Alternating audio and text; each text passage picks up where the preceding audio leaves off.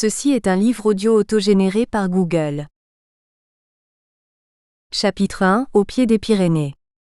Mes premières années d'enseignement furent si bousculées et si laborieuses, que je n'eus ni le loisir ni le goût de m'interroger sur le bien fondé de ma vocation. J'avais été estampillé prof d'histoire si vite.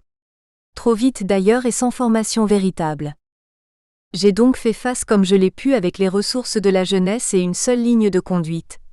Être là, préparer mes cours, faire mes cours, corriger les copies.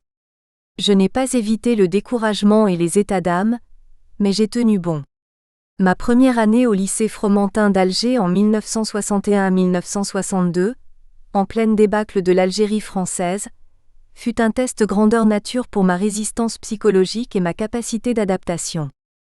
Pendant les 2 années suivantes, 1962 à 1964, j'ai renoué au lycée Honoré d'Urfé de Saint-Étienne avec une vie professionnelle plus ordinaire. Mes classes étaient toutefois si chargées en raison de l'afflux subi de rapatriés, que je fus là aussi aux prises avec l'urgence. 2 terminales à plus de 50 élèves absorbaient toute mon énergie. D'autant que j'avais la tête ailleurs. Un fiancé m'attendait à Tarbes depuis 1963 et je n'avais qu'une idée. Obtenir un poste dans cette ville, n'importe quel poste. La ville m'importait peu, je ne la connaissais pas, mais il me fallait mettre un terme à d'épuisants allers et retours entre Tarbes et Saint-Étienne. Les Hautes-Pyrénées étaient loin de mes bases lyonnaises, mais mon fiancé m'assurait que ce premier séjour y serait temporaire. Une simple parenthèse dans nos carrières. J'obtins la ville demandée. Ce fut une vraie surprise, je ne fus pas nommée en lycée mais à l'école normale d'institutrice. Satisfaction donc, mais tempérée de perplexité. C'était quoi une école normale ? Quel y serait mon enseignement de l'histoire-géographie ? Cette nouveauté m'inquiétait. La petite expérience acquise à Saint-Étienne serait-elle utilisable ou devrais-je repartir à zéro ? Après renseignement, je me rassurais. Une école normale pouvait être assimilée à un établissement secondaire réduit au niveau post-brevet, seconde, première et terminale. La spécificité tenait à une 4e année dite de formation pédagogique, 4e année que je ne savais pas par quel bout prendre. Pas de programme type sécurisant, une grande liberté de conception et de manœuvre. Cette 4e année était dominée à Tarbes par Myriam L., prof de psycho, qui, à grand renfort de ma chérie, sut m'éclairer. Pour les élèves maîtres, l'année post-bac était en grande partie absorbée par des stages pratiques effectués dans les classes auprès d'enseignants sélectionnés, les maîtres ou maîtresses d'application. Les professeurs de l'école normale allaient voir fonctionner les stagiaires, de préférence lorsque leur spécialité était abordée mais pas seulement. Le professeur d'histoire était amené à assister à une séquence de français, d'éducation physique ou de sciences en plus de l'histoire ou la géographie si l'enchaînement des exercices de la demi-journée s'y prêtait. Il devait pouvoir apprécier le stagiaire dans la totalité de son approche avec les enfants, et ne pas se limiter à sa seule matière. Ces visites d'inspection, outre qu'elles me firent sillonner le département dans tous ses recoins et par tous les temps, étaient l'occasion d'échanges tripartites délicats à mener, élèves maîtres et maîtres d'application restant sur la défensive. Une remarque faite à un élève maître pouvait vite être interprétée comme une remarque à l'encontre du maître titulaire de la classe. Le professeur devait apporter un plus dû à sa spécialité, mais avec une prudence de diplomate. Avoir l'œil averti et le jugement sûr, mais faire oublier mes diplômes, mon statut d'agrégé étant un handicap. Heureusement, pendant mes années tarbaises, j'ai été perçue comme une jeune maman et mes 3 enfants compensaient mon agrégation. Absolument non préparée à ces exercices d'évaluation, j'ai pu parfois laisser échapper un jugement rapide, voire abrupt. Erreur de jeunesse et d'inexpérience. J'appris cependant à maîtriser mon impulsivité et à ménager les susceptibilités. De retour à l'école normale, les élèves maîtres exposaient leurs difficultés et leurs attentes. Ils avaient entre autres pris conscience de leurs carences en histoire-géographie, et j'étais chargée de combler les trous en m'aidant autant que possible des ressources locales. Puisque les enfants avaient soif de préhistoire et que le département des Hautes-Pyrénées regorge de vestiges, dolmens, grottes peintes, menhirs, c'était à moi d'organiser visites et révisions. Puisque les enfants adoraient les châteaux forts, à moi de réintroduire le vocabulaire de base mais aussi les concepts constitutifs de la féodalité. La même démarche pragmatique était utilisée en géographie dans un sujet de choix, la vallée glaciaire avec verrous, moraines et blocs erratiques. Je donnais aussi quelques conseils de pédagogie élémentaire en décortiquant le comportement des élèves maîtres avec les enfants, mais l'essentiel de mon travail était dans l'approfondissement ou même dans la mise en place des connaissances que je jugeais essentielles. J'avais et j'ai toujours cette conviction: quand on maîtrise son sujet, on trouve la voie de la transmission. On est libéré pour voir l'auditoire, l'accompagner, tenir compte de ses réactions. D'abord des connaissances, c'est le socle. Ensuite la pédagogie, c'est-à-dire la manière de s'y prendre. La pédagogie sans support, c'est du vent. J'ai toujours voulu que mes élèves, pour écrire vulgairement, en aient pour leur argent. J'étais payé, moi, pour cela. En comparaison du grand lycée stéphanois que j'avais quitté et où, professeur d'histoire parmi d'autres, je n'avais pas pris la peine de nouer de véritables contacts avec mes collègues, l'école normale de Tarbes était une petite structure où tous se connaissaient. En dehors des maths et du français, les différentes spécialités étaient représentées par un seul professeur. Avec une douzaine de professeurs en tout, une équipe pédagogique était déjà constituée dans laquelle les échanges étaient constants. Les échanges sur les élèves communs amenaient naturellement à des échanges sur les pratiques, puis à imaginer des exercices en liaison ou même menés conjointement. Sans directive particulière, l'interdisciplinarité n'était pas encore à la mode que nous la pratiquions déjà, une interdisciplinarité ni théorisée ni imposée. Et nous étions d'autant moins enclins à nous recroqueviller dans nos classes, que notre public était des plus faciles. Les promotions réduites étaient composées d'élèves motivés, travailleux et dociles. La plupart venaient de la campagne environnante ou de la montagne proche. Réussir le concours d'entrée à la fin de la 3e signifiait souvent pour elles une promotion sociale et un début d'indépendance lié au versement d'une bourse salaire d'études et à la nouveauté d'une vie en internat. Les problèmes d'indiscipline n'existaient pas, ni de violence, ni même d'irrespect. Il fallait plutôt secouer la passivité et le manque d'esprit critique. Direction et intendance facilitaient la sociabilité au sein de l'école. Il y avait un repas festif à Noël, on tirait les rois, on marquait la fin de l'année scolaire par une matinée enfantine au gymnase, l'école d'application étant dans la même périmètre. Et puis, il y avait le cadre, les conditions matérielles. L'école normale venait de quitter ses locaux historiques du centre-ville pour un complexe moderne situé en bordure d'un boulevard périphérique, dans la plaine de Tarbes barrée par la chaîne des Pyrénées. Le panorama y était somptueux et tentant. La montagne était là, à la fois lointaine et à notre portée. L'hiver, l'appel de la neige était pressant. Écoliers, collégiens et lycéens avaient toute facilité pour y répondre. Et nous, les profs de l'IN, pouvions profiter également de cette proximité. Nous étions au moins 3 ou 4 profs à pratiquer le ski, et nous ne nous privions pas de sortie lorsque le ciel était pur et la montagne bien blanche. Même sans portable, nous arrivions à nous organiser. Tu es libre demain après-midi? B est prêt à nous emmener à Cauterets. Je vais m'arranger. Je vais permuter mes cours avec S. Voilà qui donnait corps concrètement à notre équipe pédagogique, d'autant que la directrice nous laissait toute latitude d'agir si le travail était effectué par ailleurs. Pour les non-skieurs, d'autres liens étaient possibles. Madame A, la prof de gym, accueillait dans son gymnase un cours de gymnastique volontaire ouvert aux profs, aux maîtres d'application et au personnel. L'effort et la tenue de sport gommaient les hiérarchies. L'école normale était une vraie famille et pour moi, une seconde maison puisqu'au fil des années mes 3 enfants fréquentèrent l'école maternelle annexe puis les classes primaires dont les bâtiments étaient situés dans l'enceinte même de l'école normale. Nous vivions, mes enfants et moi, au même lieu et presque au même rythme. À me retourner sur ce passé, j'entends encore leur rire dans et autour de ma voiture sur le parking de l'école. Cette proximité me valait aussi quelques déboires lorsqu'on me rapportait telle bêtise ou telle facétie de l'une ou de l'autre. Le garçon était coutumier du fait. Cela avait l'inconvénient de me mettre de temps à autre dans des situations difficiles, mais l'avantage de gommer totalement une image de prof éloignée des réalités. Les écoliers pour moi, ce n'était pas du livresque mais du vécu et on m'en savait gré. Le grand vent de 1968 et le chamboulement des années 70.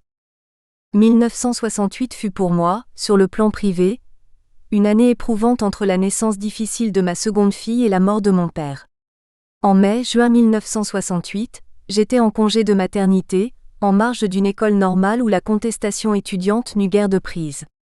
Ni vandale, ni insoumise, les normaliennes bigourdanes étaient fort éloignées, aux deux sens du terme, d'une agitation parisienne étrangère à leur milieu rural.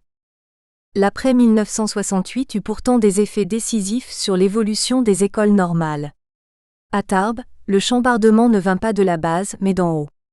Dès 1969, alors qu'Edgar Faure instituait l'autonomie des universités et qu'un centre universitaire expérimental s'ouvrait à Vincennes, les écoles normales furent priées de se transformer progressivement en centres de formation pour enseignants adultes du primaire.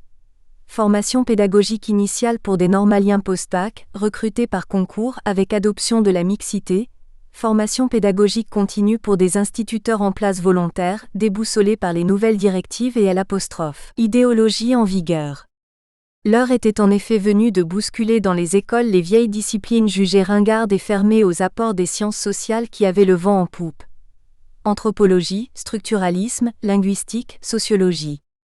En conséquence, place aux mathématiques modernes et à la théorie des ensembles, foin de l'histoire et de la géographie, place aux activités d'éveil et au vécu des enfants. Les enseignants de terrain renaclant et réclamant un soutien, on imagina en haut lieu transformer les profs d'école normale en formateurs d'adultes pour accompagner la mise en place de ces nouvelles pratiques. Encore fallait-il que ces profs abandonnent leur propre routine pour acquérir le langage et les activités au goût du jour. Cela n'alla pas sans remous ni contestation. Ouverte comme je l'étais à toutes les nouveautés et toutes les aventures, j'acceptais au printemps 1972 le recyclage que l'on me proposait. 3 mois de reconversion assurés par toute une équipe de spécialistes à l'école normale de Toulouse. Toulouse, c'était loin de Tarbes et j'avais de lourdes charges de famille, 3 enfants dont un bambin d'1 an. Au prix d'une organisation acrobatique où mon mari assurait le quotidien de semaine en semaine, je décidai de poser ma candidature. C'était exaltant et nécessaire ce nouveau départ donné à ma pratique professionnelle. Nous partîmes 3 jeunes profs. Denise S. prof de maths, Nicolas prof de musique et moi-même, à Toulouse en nous installant en colocation place de Milan dans le quartier du Mirail. Nous avalâmes pendant des semaines de la linguistique, de la dynamique de groupe, de la sociologie, de la didactique et même de l'épistémologie en découvrant en même temps et le mot et la chose. Dire que j'adhérais à tout avec enthousiasme serait excessif, mais j'étais fasciné par une interdisciplinarité qui se donnait une justification scientifique. Ce stage me permit de rencontrer d'autres collègues historiens, ce qui me fut précieux car j'étais jusque-là seule et isolée dans mon école normale. Je nouai des liens avec des collègues venus de Rennes, d'Albi, de Caen.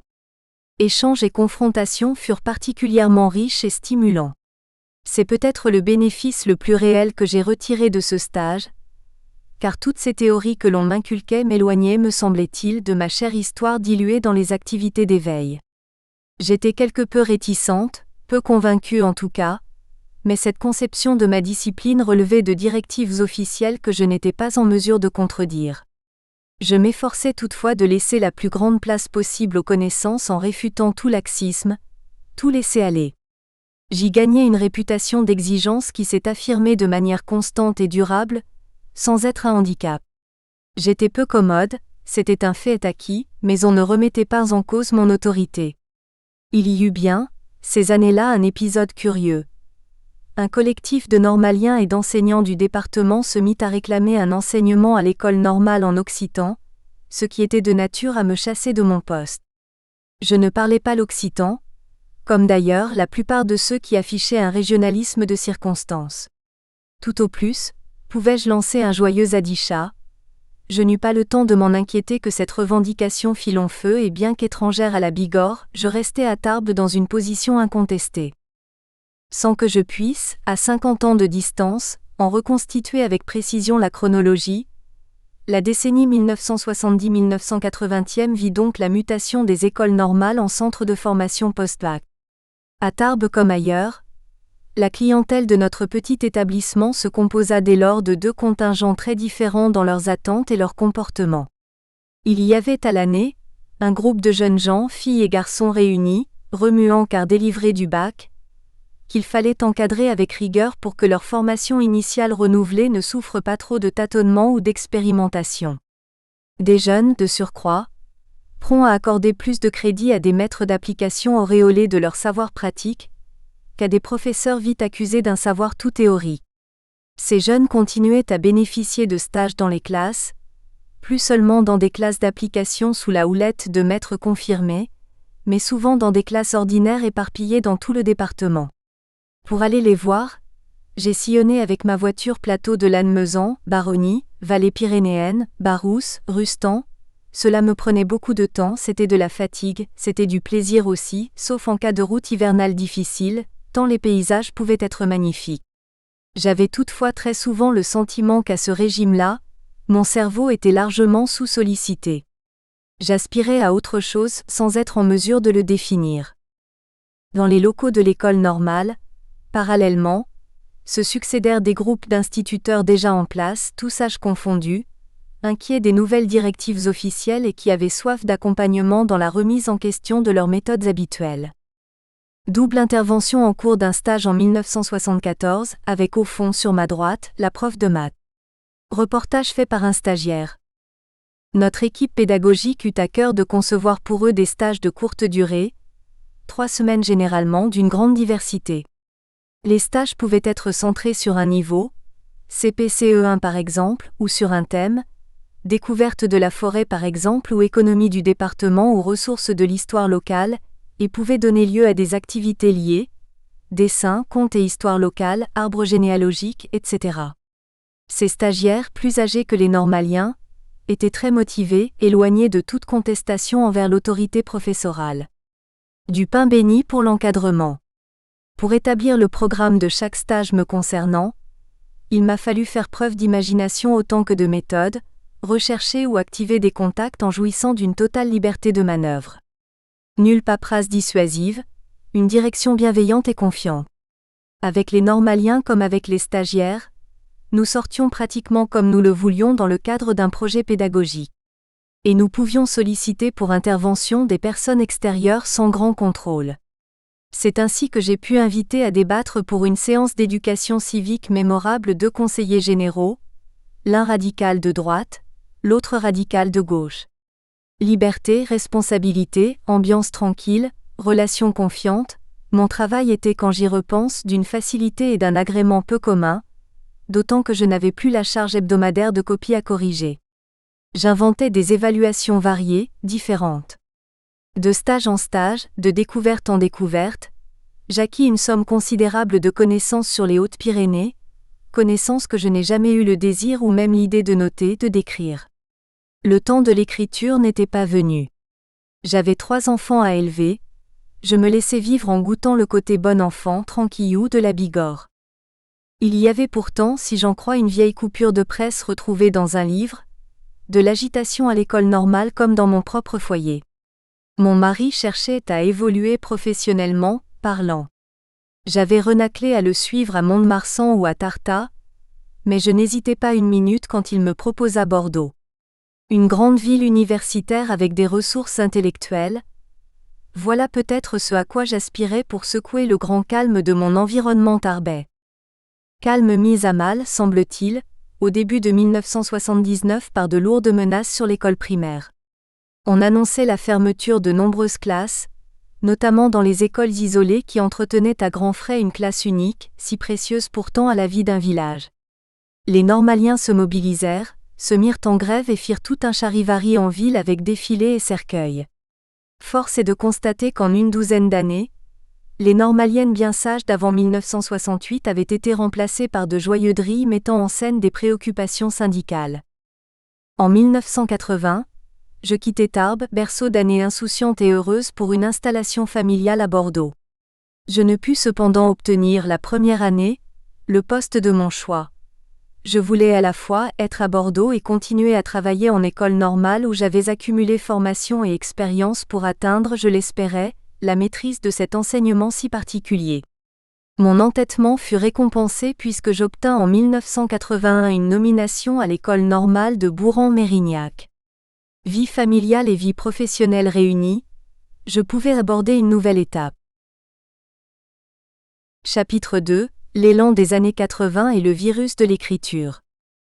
Comment l'ai-je appris? Et par qui? Je ne le sais plus, mais j'ai encore dans l'oreille l'essentiel d'un discours providentiel. Chère madame, un poste de professeur d'histoire-géographie vient d'être créé à l'école normale de Mérignac. Vous avez gardé tous vos points. Votre profil est idéal. Je ne vous cache pas que votre dossier est en bonne place, sur le dessus de la pile. J'ai souvent eu de bons rapports avec la chance. Nous espérons que vous avez apprécié cet aperçu. Pour continuer à écouter ce livre audio sur Google Play Livres, utilisez le lien dans la description de la vidéo.